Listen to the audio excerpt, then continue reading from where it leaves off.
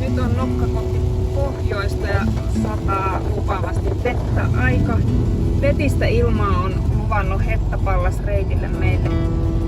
Tiistaina olisi tarkoitus päästä maastoon. Mitkä fiilikset, Ivari? No, katsotaan. Toivottavasti säätiedotus vähän muuttuu vielä positiivisemmaksi tämän matkan suhteen. Lähdetään yrittämään.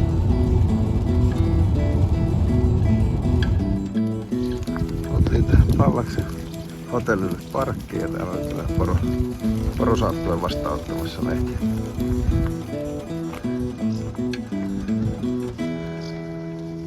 Joo, tarkoitus olisi huomenna lähteä tuolta Hetasta Pallakselle kävelemään tää 55 kilometrin reitti.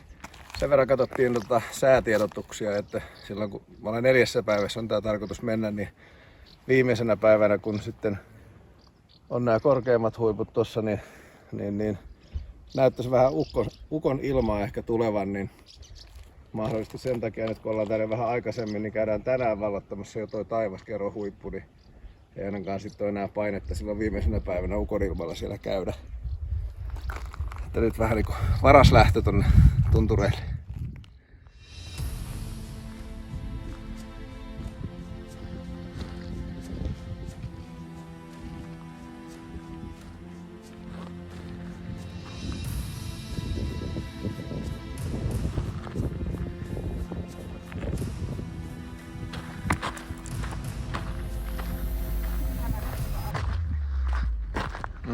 Kevyet on askel porolla tuolla.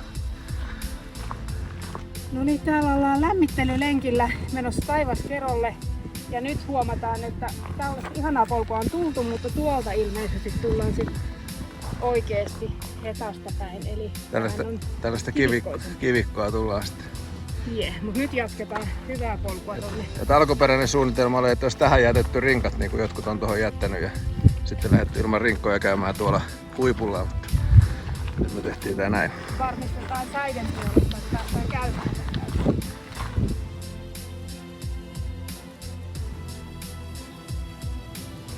No niin, tää meidän taivaskerron kierros tullaan täältä toista kautta takas. Tuolla keskellä ruutua näkyy hotelli pienellä pisteenä. Täältä tätä rakka-aluetta sitten käppäillään. Täällä voisi olla jo vähän paremmatkin vaelluskengät, mutta lenkkareilla nyt mentiin tää päivän kierros. Tässä on vähän meidän syömisiä reissuun. Eli meillä on joka päivälle tommonen joku ateria molemmille plus sitten yksi ylimääräinen molemmille mukana. Ja sitten on suklaata ja puuroa ja kahvia ja tommoista salamisnäksiä. Sitten tällainen vinkki, me joltain videolta keksittiin, että voita pystyy kuljettaa lämpimälläkin ilmalla, kun kastelee tommosen jonkun pyyhkeen ja käärii sinne. Se toimi meillä jo siellä karhunkierrosreissulla ihan hyvin. Sitten meillä on ihan ruisleipää. Tällä kertaa koitetaan kuskata myös kananmunia mukana. En tiedä kuinka onnistuu, mutta kun viimeksi paistettiin lettuja, nytkin olisi tarkoitus kerran paistaa ja ne ei ihan hirveän hyvin pysynyt sitten koossa. Ei ollut sitä sitkosta siinä, niin koitetaan saada kananmuna sinne lettutaikinan joukkoon. Ja sitten voidaan joku aamukin paistella kananmunat, ellei ne leviä tonne rinkkaan sitä ennen jo.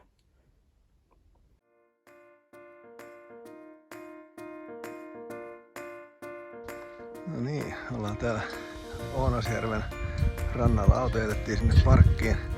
Täällä on kätevä siirtopalvelu. Täältä auto siirretään 90 € tuonne Pallas-hotellille, kun me sinne saavutaan.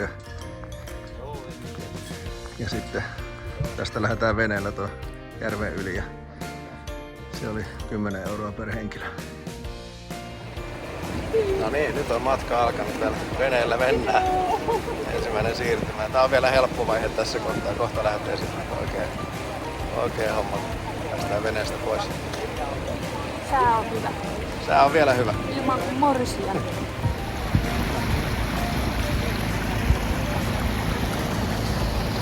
On muitakin matkalaisia täällä veneessä. Noissa Ranskasta joku porukka.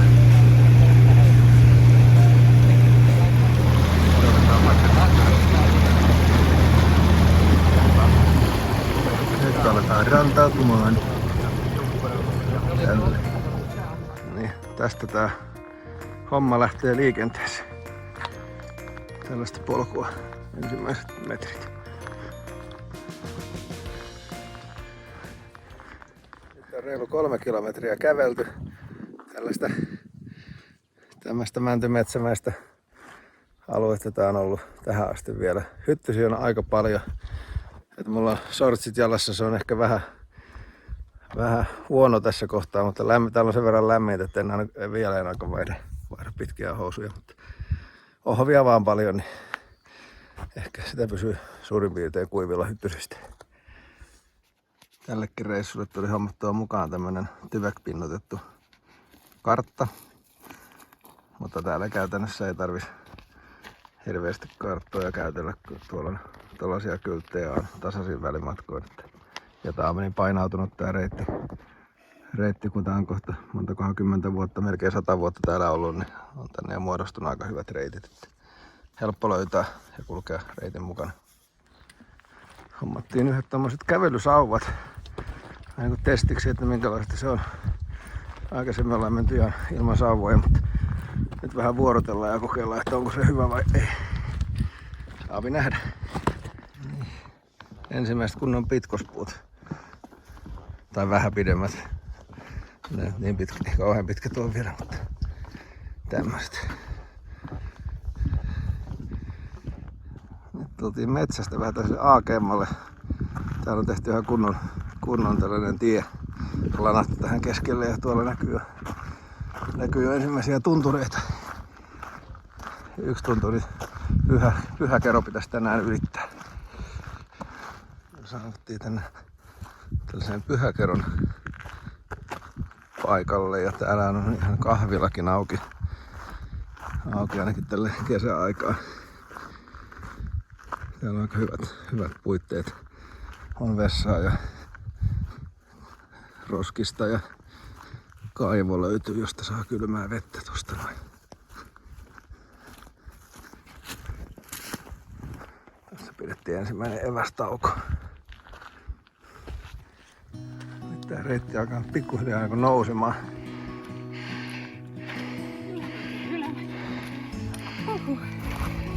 Nyt tarvitsisi juoda. Löytyy ihana taukopaikka. Täälläkin on sellainen pieni tuulenvire, mutta paistaa aurinko ihan täpöllä. On ihan lämmin, mutta ei ole hyttysiä ja tuuli just ihanasti vilvottaa. Ja hienot näkymät.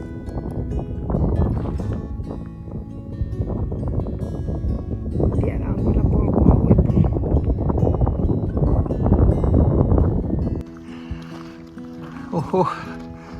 Ylämäkeä on nyt riittänyt ihan kiitettävästi. Aika kova nousu vielä on jäljellä. Mutta on sitä jo noustukin. Joo, on erilaista kuin karhunkierros. Tuolla on vielä se päivän huippu, missä tullaan käymään ennen kuin lähdetään sitten laskeutumaan alaspäin. Mutta täällä on tämmönen tunturi järvikin täällä ylhäällä.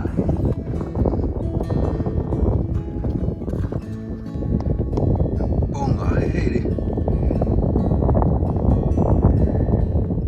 Siellä.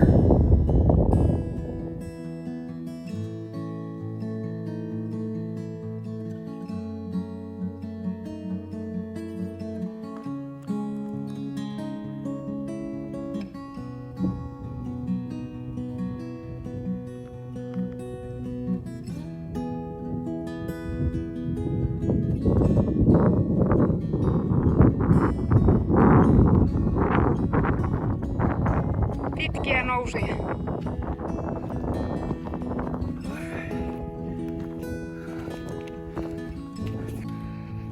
Niin, välillä tie on tällaista aika kivikkoista. Nää voi kuvitella, että nää märkänä sateella aika liukkaita.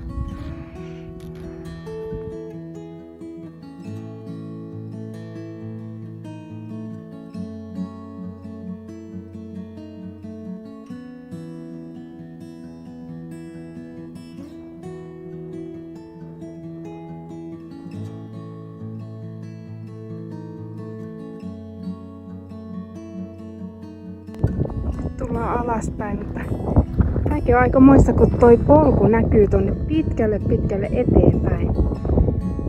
Niin pitkälle, että huhu. Sellainen olo, että tonne kun oikeesti on vielä menossa. Polku mutkittelee. Tuolta kuuluu kevyttä kalkatusta, aika hyvin poro. Tokka tai mikä toi onkaan, niin maastoutuu tänne. Tosi monta poroa, mutta ei melkein huomaa.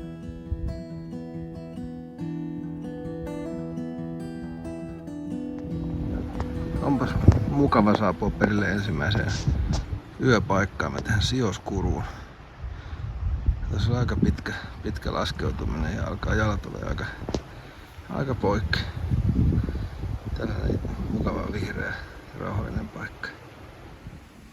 Aloitettiin tuossa ensimmäistä kertaa ruokaa laittamaan ja ilmeisesti toi meidän piuha tuossa vuotaa, koska se tuli karkaa siitä niinku, et ei syty ihan normaalisti. Tää kotona testattiin vielä ennen lähtöä ja toimi, mutta nyt näyttäisi, että ei toimi.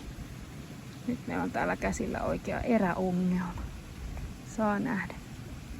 Itse ilmeisesti metsäpalovaroitus ei ole nyt, että tulenkin saa tehdä. Ja onhan tossa noita. Tuossa on toi tupa, missä voisi myös laittaa ruokaa. Katsotaan, miten saadaan tänään ruokaa.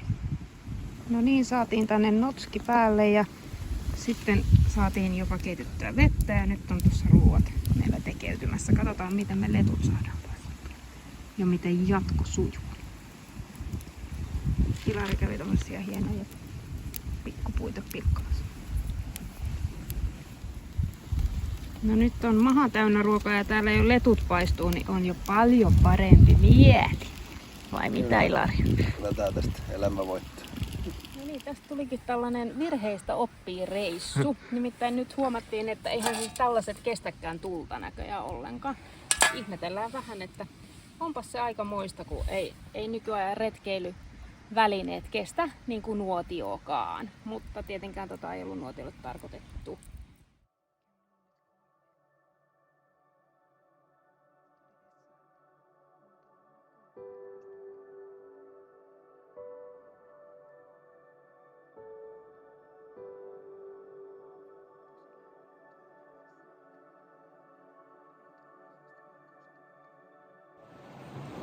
Huomenta.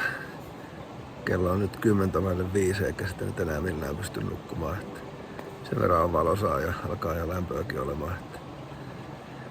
Että ei se auta muuta kuin lähteä katselemaan aamupalan juttuja, mihin me puuroa mennessä tänne keittelemään. Ja sitten lähdetään tallustelemaan kohti Hannukurua.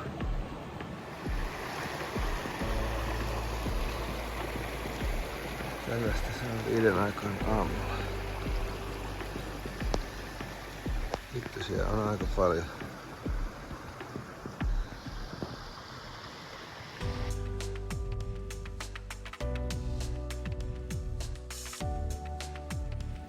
Aamupalaksi syödään tässä puuroa ja kiisseliä. Kiisseliä aika reilusti. Ja sitten myös kuumaa kahvia.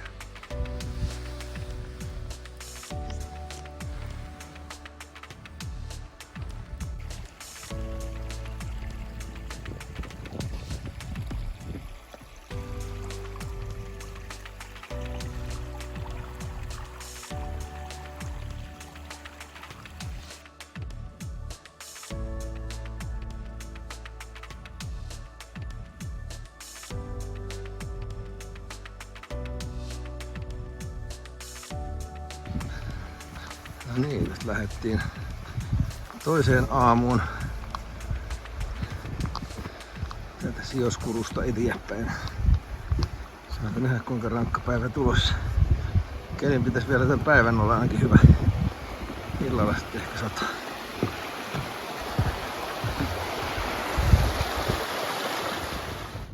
Tää on mielenkiintoinen reitti, kun täällä näkee reitin tosi pitkälle etukäteen. Ehkä tuolla jossain kaukana menee ohut väylä tuolla, niin se on se meidän, minne ollaan menossa. Sinne on vielä aika pitkä matka.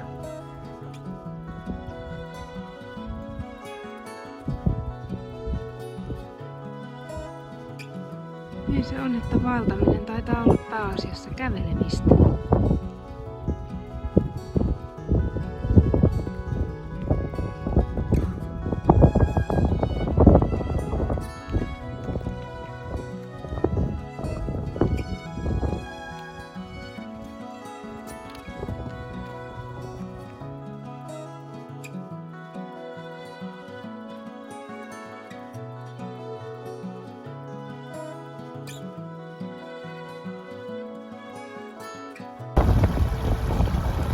Näistä puroista saadaan hyvin otettua vettä matkaan. Nämä tämmöiset suodatinpullot, mistä voidaan. Tämä varmaan muutenkin ihan juomakelpoista, mutta vaan vedetään suodattimen läpi.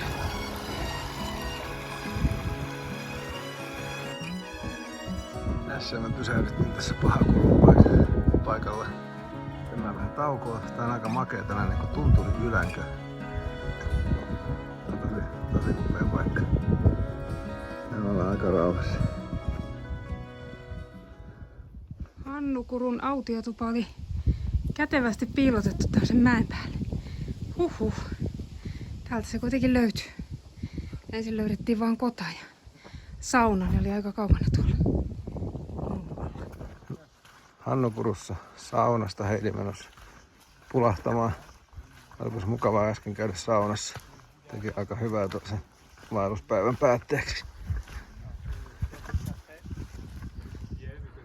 Heidi meni uimaan.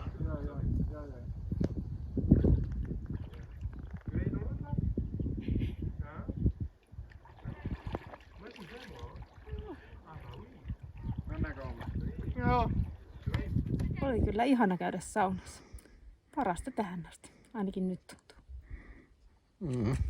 Tai oikeastaan uimassa. Kätevää, kun näistä autiotuvista löytyy tommosia helloja, niin sittenhän vaikka trangia menisi mäsäksi, niin täällä voi ihan hyvin selvitä.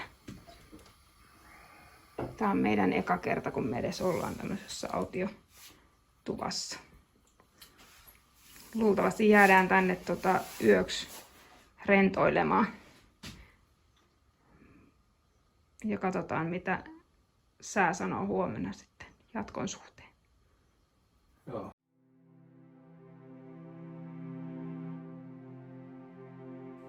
Olisi ollut ihana jäädä nukkumaan tonne Hannukuruun. Siellä olisi viihtynyt vaikka pidempäänkin. Mutta nyt sinne on kartalle taas ilmestynyt ukkosta huomiselle päivälle sen verran paljon, että ajateltiin, että tänään on parempi ottaa askelta toisen eteen, niin päästään vähän eteneen matkalla, että pysytään jonkun verran sitten meidän reittisuunnitelmassa, vaikka jouduttaisikin ukkosta pitämään jossain vaiheessa sisällä jonkun aikaa. Eli nyt lähdetään vähän niin kuin iltasella yön selkään tonne kirimään askeleita, että kerettäisiin hyvän sään aikana. Jännittävää. Ihan jäätävä kivikkoinen nousu oli tähän alkuun. Huhhuh.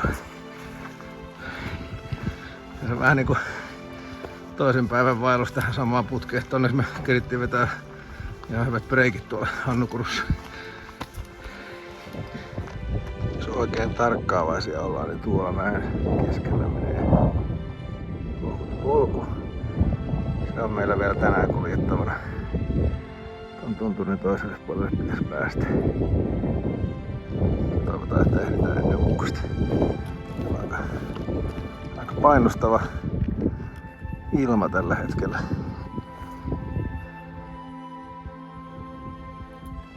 Tällaista vedetään vielä tähän, saadaan vähän boostia tähän viimeiseen rypistykseen tälle päivälle. Ja tän saa nopeasti, ettei tarvi ruveta lämmittelemään mitään, eikä säätää. Hyvä, että oli mukana. Nousua riittää edelleen.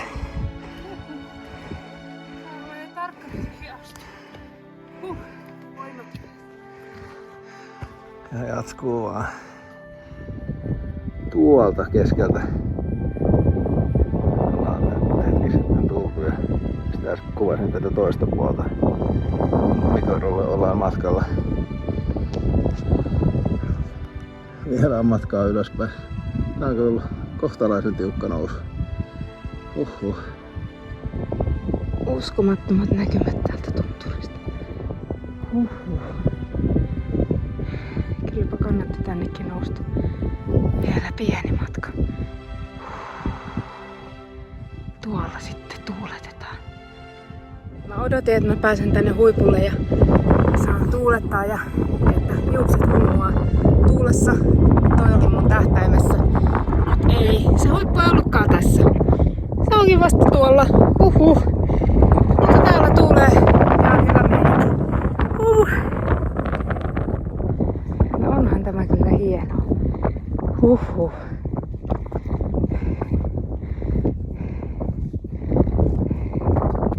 Täällä ollaan näin korkealla. Hitta, taas tämän nyppylän takaa.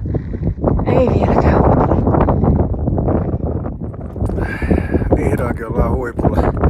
Lumikerrolla. Tää oli kyllä tähän asti tän reitin raskain, ehdottomasti raskain osuus. Noin 3,5 kilometriä pelkkää ylämäkeä. Eikä mitään ihan hirveän helppokulkusta. Mutta täällä ollaan. Täällä hienot maisemat. Aika huikean näköistä. Se on tää legendaarinen portti.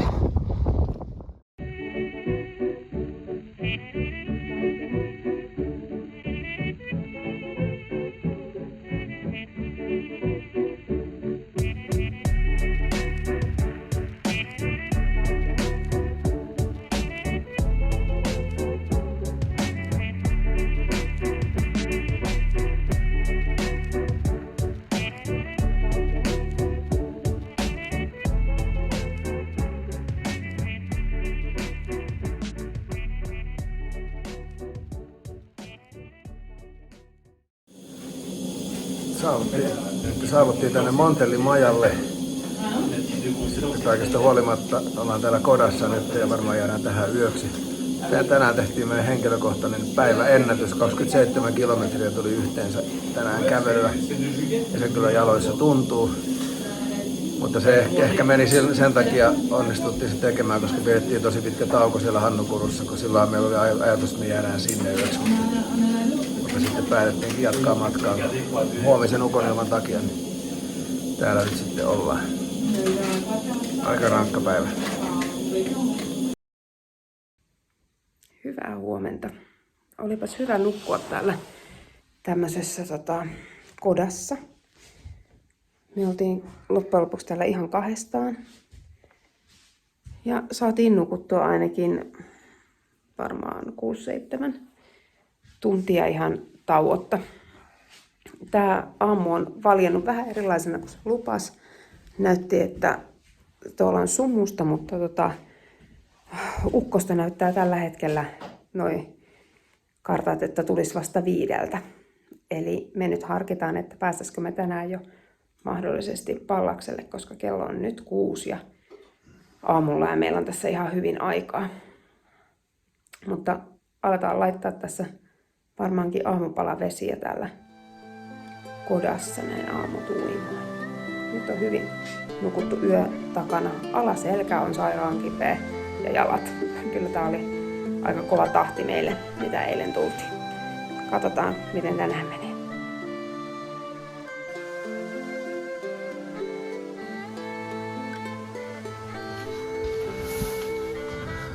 Onhan se hienoa herätä tällaisista maisemista. Tonne tänään lähdetään. No siis Montellin majalla.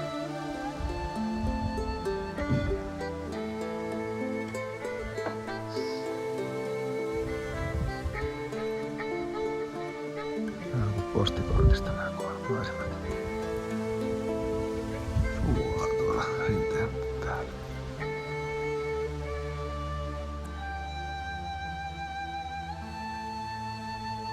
No niin, ehkä meidän viimeinen päivä tätä reissua alkaa. 14 kilometriä olisi taivallettavana, ei siis pitkä matka ensinkään, mutta sinne Pallakselle, niin siellä taitaa olla kuitenkin nousua ja kohtuu haastavaa se maasto. Nyt sää näyttää ihan hyvältä, mutta on melko hiostava näin aamuun, kun ajattelee sieltä meidän vaeltaja. valmiina matkaan. Muutamia telttoja oli täällä. Veden täyttö. Oliko tää nyt Nammalakuru? Nammalakuru. Nammalakuru ei ollut pitkä matka tänne, tää oli se joku kilsa.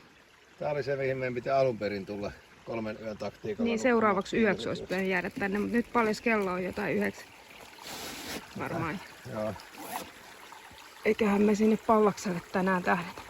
Katsotaan näitä maisemia, ne alkaa nyt jo haikeus tulla, että ei hyvänä aikana ollut ihanaa. Et kyllä meidän pitää varmaan tätä harrastusta jatkaa. Vaikka kaikenlaista tässä tämänkin matkan varrella on.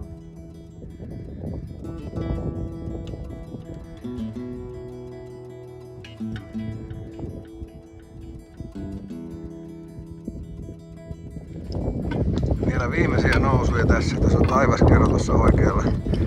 Me ei nyt tällä kertaa sinne mennä, mutta viimeiset nousut ennen kuin lähdetään sitten laskeutumaan kohti hotellipallasta. Me tultiin tähän risteykseen, josta lähtisi haaraamo tonne taivaskerolle. Tonne se nousisi. Kyllä nyt täytyy sanoa, että kiitollinen, että me käytiin silloin päivää ennen tätä vaellusta tuolla. Nyt ei ole jalat sen verran kipeänä, että ei jaksaisi kyllä enää yhtään ylimääräistä. Aletaan olemaan aika lähellä jo. Ei vielä näy hotelli. Tää on hieno kulku. Siellä se määränpää häämöttää. Pallas hotelli.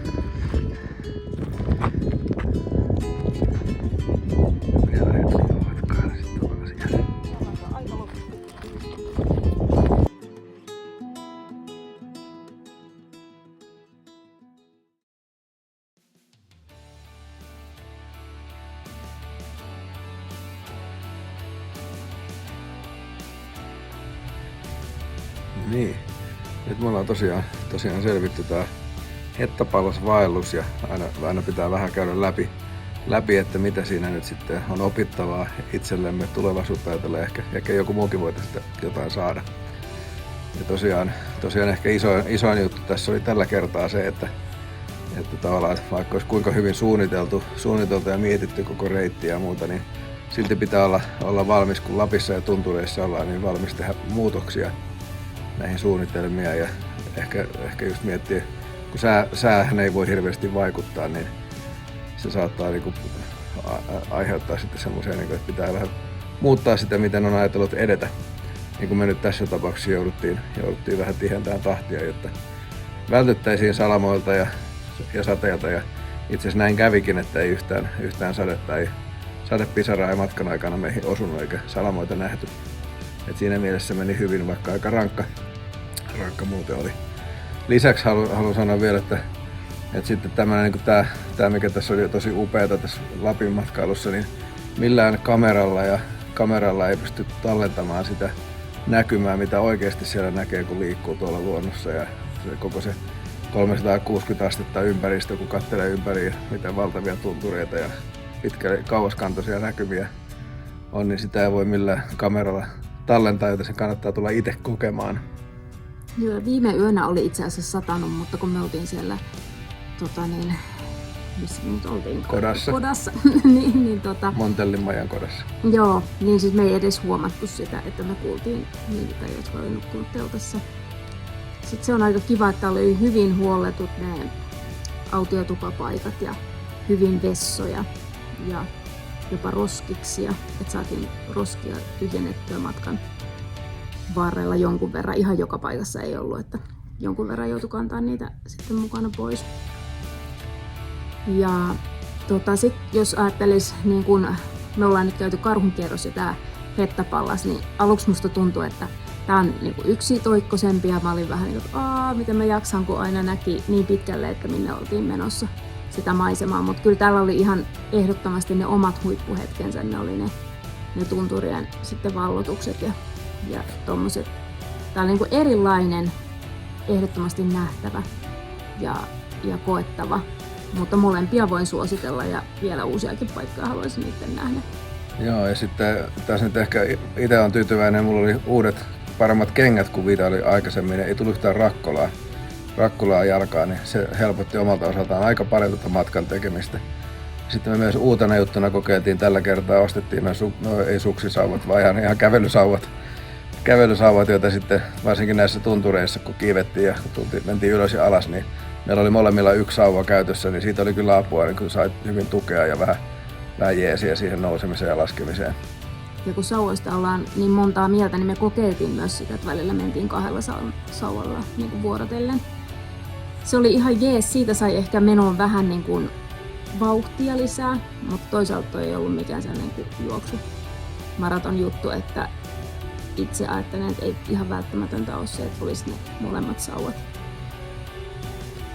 Joo, ja sitten jos vielä haluaa täydentää tätä kokemusta, tätä hettapallasta, niin kannattaa vielä käydä ruokailemassa täällä Hotellipallaksen ravintolassa. Siinä on aika tällainen autenttinen Lappi-meininki ja vähän niin kuin jostain vanhasta Aki Kaurismäen elokuvasta olisi koko tilanne, missä ollaan. Niin voi suositella kyllä ja ruoka oli hyvä. Joo, tunnelma oli kyllä vähän erilainen kuin tuolla Helsingin Lapland-hotellissa. Joo, mutta tästä on hyvä jatkaa ja varmasti edelleenkin tämä vaelluskärpänen jatkaa pureskelemista ja johonkin lähdetään taas sitten seuraavalla kerralla ja saa nähdä minne. Uutta kohdetta miettimään. Jees, mutta siihen asti moi. Moi moi.